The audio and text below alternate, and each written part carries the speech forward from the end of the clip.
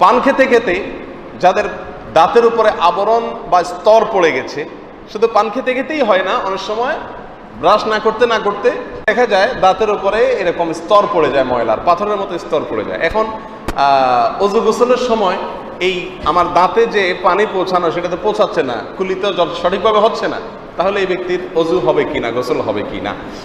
একইভাবে সংশ্লিষ্ট আরেকটি প্রশ্ন চলে আসে, দাঁত যখন ফিলিং করা হয় অথবা রুট কানাল করা হয় তখনও এক ধরনের আবরণ তৈরি হয়, তাতে অজু হবে কিনা। উত্তর হলো এই সকল অবস্থাতে অজু হয়ে যাবে এবং সকল অবস্থাতে গোসল হয়ে যাবে। প্রথমত অজুতে আপনার মুখে কুলি করা এটা ফরজই না, সুন্নাত। তো সুন্নাত না হলেও কি হয়ে যায়, অজু হয়ে যায়, এটা হলো প্রথম কথা।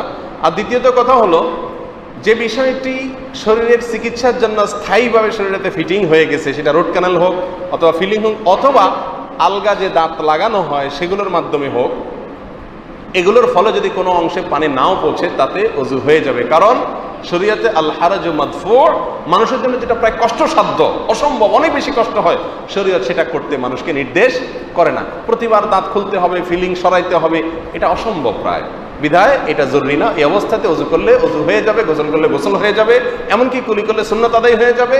এ ব্যাপারে সারা দুনিয়ার সমস্ত উলামা একরাম একমত, কারো কোনো দ্বিমত নাই। আর আলাদা ময়লার বা আপনার পান খাওয়ার কারণে আবরণ বা স্তরও যদি হয়ে যায় তারপরেও কি হয়ে যাবে, অজু হয়ে যাবে, যেহেতু কি না এটা তো ফরজই না কুলি করা, সব জায়গায় পানি পৌঁছানো মুখের ভিতরে অজুতে।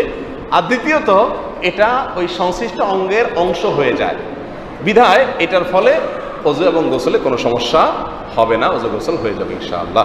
তবে পরিচ্ছন্নতা ইমানের অঙ্গ, বিধায় দাঁতের উপরে পান খেয়ে হোক আর যেভাবে হোক এক্সট্রা একটা আবরণ পড়ে থাকা এটা উচিত না। দুর্গন্ধ সৃষ্টি হয়, স্বাস্থ্যের জন্য ক্ষতিকর, সেটা ভিন্ন বিষয়।